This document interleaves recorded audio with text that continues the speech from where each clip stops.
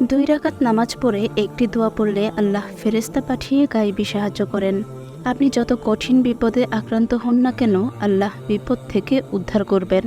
আপনার জন্য আসমান জমিনের বরকতের দরজাসমূহ আল্লাহ তাআলা খুলে দেবেন। সে নামাজ কিসের নামাজ, সে দোয়াটি কি এবং সে আমলটি কি? আল্লাহর এত বড় নিয়ামত লাভের জন্য 3টি উপায় আছে। সে উপায়গুলো কি, আজকে আমি বিস্তারিত আলোচনা করব। প্রত্যেক নর নারী ছোট বড় সকলের জন্য আজকের আমলটি খুবই জরুরি। প্রিয় বন্ধুরা, আপনি যেখানেই হন না কেন, চাই বান্দা কালো হোক, চাই সাদা, চাই আরবি হোক, চাই অনারবি, আপনার জন্য আসমানের বরকতের দরজাসমূহ খুলে দেবেন। হযরত যায়েদ বিন আস রাদিয়াল্লাহু তাআলা আনহু একজন সাহাবী ছিলেন। তিনি একবার মক্কা মুকাররমা থেকে মদিনা যাচ্ছিলেন। তিনি বলেন, আমি একলা ছিলাম এবং ক্লান্ত হয়ে গিয়েছিলাম। তখন একজন খচ্চরওয়ালাকে দেখে তাকে বললাম, আমাকে আমার গন্তব্যে পৌঁছে দিন। খচ্চরওয়ালা ভাড়ার বিনিময়ে তাকে গন্তব্যে পৌঁছে দিতে রাজি হলো। আমি খচ্চরে বসে গেলাম, আমি রাস্তা চিনতাম না। সে আমাকে নিতে নিতে এমন স্থানে নিয়ে গেল যেখানে অনেকগুলো লোকের লাশ ও কঙ্কাল পড়েছিল। আমি এসব দেখে ভীত হয়ে গেলাম। সে সময় সে খঞ্জর বের করলো আর বলল, তোমার কাছে যা আছে সব বের করো এবং আমাকে দিয়ে দাও। আমি একজন ডাকাত আর আমি এভাবে মানুষকে লুট করি আর শেষে তাকে হত্যা করে এখানে ফেলে রাখি। আমি ডাকাতকে প্রশ্ন করলাম, তুমি আমার সব মাল নিয়ে নাও, কিন্তু হত্যা কেন করবে? সে বলল, আমি এসব লোককে যদি হত্যা না করতাম তাহলে তারা আমার এই কাজে একসময় বাধার কারণ হবে, তাই আমি কাউকে বাঁচিয়ে রাখি না। তখন সাহাবী বলেন, আচ্ছা, যদি তুমি একান্তই আমাকে হত্যা করতে চাও, তার আগে আমাকে 2 রাকাত নামাজ পড়ার সুযোগ দাও। ডাকাত বলল, ঠিক আছে, পড়ো, তবে মনে রাখবে তোমার আগে যাদেরকে হত্যা করেছি, এখানে যাদের কঙ্কাল পড়ে আছে তারাও 2 রাকাত নামাজ পড়ার খায়েশ করেছে, নামাজও পড়েছে, কিন্তু তাদের সে নামাজ তাদেরকে রক্ষা করতে পারেনি। হযরত যায়েদ বিন আস নামাজের জন্য দাঁড়ালেন আর ডাকাত পিছনে খঞ্জর নিয়ে দাঁড়িয়ে রইল। যখন নামাজ শেষ হলো, নামাজ শেষে দোয়া করতে লাগলো, আর এদিকে দোয়া শেষ হওয়ার আগেই ডাকাত তার খঞ্জর নিয়ে যখন সাহাবীকে হত্যা করতে উদ্যত হলো, তখন গায়েবী আওয়াজ ভেসে আসলো, খবরদার, তাকে হত্যা করবে না। এই নির্জন এলাকায় এমন আওয়াজ শুনে ডাকাত ভীত হয়ে গেল, কিন্তু পরক্ষণেই সে আবার যখন হত্যা করতে উদ্যত হলো, তখন আবার আরো ভয়ঙ্করভাবে আওয়াজ ভেসে আসলো, খবরদার, তাকে হত্যা করবে না। এবারও সে চারিদিকে দেখতে লাগলো, কাউকে না দেখে যখন খঞ্জর নিয়ে হত্যা করতে যাবে, তখন হঠাৎ একজন ঘোড়সাওয়ার গায়েব থেকে সেখানে হাজির হয়ে গেল আর এমনভাবে ডাকাতকে বল্লম মারল, সাথে সাথে সে ডাকাত সেখানে নিহত হলো। হযরত যায়েদ রাদিয়াল্লাহু তাআলা আনহু মাহফুজ হয়ে গেলেন আর তিনি সেই ঘোড়সাওয়ারকে প্রশ্ন করলেন, আপনি কে? এই নির্জন স্থানে আমাকে এই ডাকাতের হাত থেকে রক্ষা করলেন? তখন তিনি জবাব দিলেন, আমি আল্লাহর সৃষ্টি এক ফেরেশতা, আর আপনি নামাজের পর ইয়া আরহামার রাহিমিন বলে আল্লাহকে ডাক দিয়েছেন। আর যারা ইয়া আরহামার রাহিমিন বলে আল্লাহকে ডাকে, আল্লাহ তাআলা তাদেরকে সাহায্য করার জন্য আমাকে নিয়োজিত করেন। আপনি যখন প্রথমবার বলেছেন ইয়া আরহামার রাহিমিন, তখন আমি আসমানে ছিলাম। তখন হুকুম হলো, যাও আমার বান্দাকে হেফাজত করো।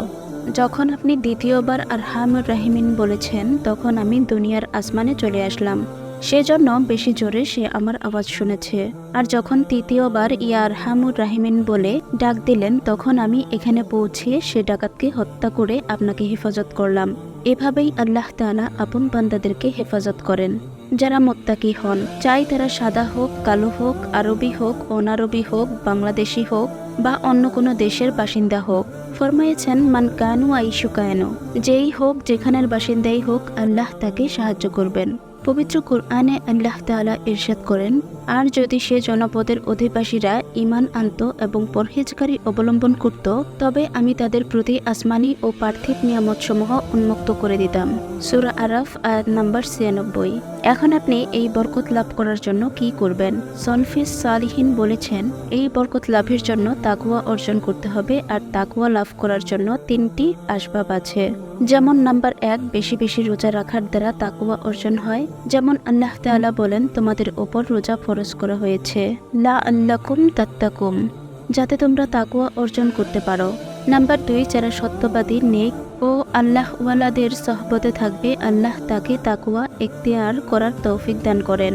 ইয়া আইয়ুহাল্লাযীনা আমানুত্তাকুল্লাহা ইয়াকুনু মা'আস সাদিকিন, অর্থাৎ হে ঈমানদারগণ, তোমরা তাকওয়া অবলম্বন করো এবং সত্যবাদীদের সহবত ইখতিয়ার করো, আর সত্যবাদীদের সাথে থাকলে তাকওয়া অর্জিত হবে।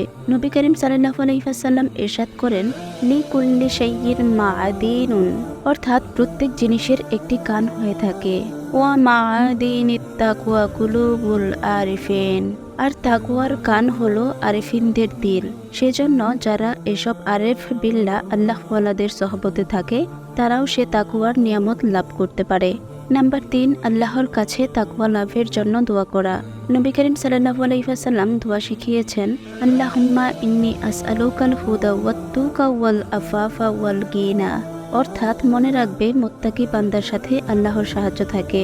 ফেরাউন এমন একজন জালেম বাদশাহ ছিল যে বনি ইসরায়েলের হাজারো বাচ্চাকে কতল করিয়েছে। এমন জালেম বাদশাও যখন একবার ফেঁসে গেল, নীল নদের পানি শুকিয়ে গেল। যখন লোকজন বাদশার কাছে এসে বলল, আপনি নিজেকে খোদা দাবি করেন, এখন আমরা পানির জন্য মারা যাচ্ছি, আপনি আমাদের জন্য পানির ব্যবস্থা করুন। ফেরাউন তাদেরকে বলে দিল 7 দিনের মধ্যে পানি চলে আসবে। এভাবে যখন 5 দিন চলে গেল তখন ফেরাউন টেনশনে পড়ে গেল, কারণ যদি পানি না আসে তাহলে তার খোদাই দাবির মুখোশ খুলে যাবে। নিরুপায় হয়ে ফেরাউন রাতের আধারে সম্পূর্ণ একাকী নীল নদের নিকট এসে সে দোয়া করতে লাগলো, হে আল্লাহ, আমি মানুষের কাছে নিজেকে খোদা দাবি করি, কিন্তু আমি মন থেকে স্বীকার করি আসল খোদা একমাত্র তুমি। হে আল্লাহ, আমি তোমার কাছে ফরিয়াদ করছি, আমার ইজ্জত বাঁচাও আর আমাদের নীল দরিয়ার এই সমস্যা দূর করে দাও। সে নিজের দোয়া করা শেষ করার আগেই নীল দরিয়ায় পানি আসা শুরু করলো। এবার চিন্তা করুন, ফেরাউনের মতো একজন জালেমের দোয়া যদি আল্লাহ কবুল করেন, তেমনি শয়তান যে আল্লাহর দুশমন সেও আল্লাহর কাছে দোয়া করেছে, রাব্বি আনজিরনি ইলা ইয়াউমি ইউবআসুন, অর্থাৎ হে আল্লাহ, আমাকে কিয়ামত পর্যন্ত হায়াত দাও। আল্লাহ তার সে ফরিয়াদও কবুল করে নিলেন।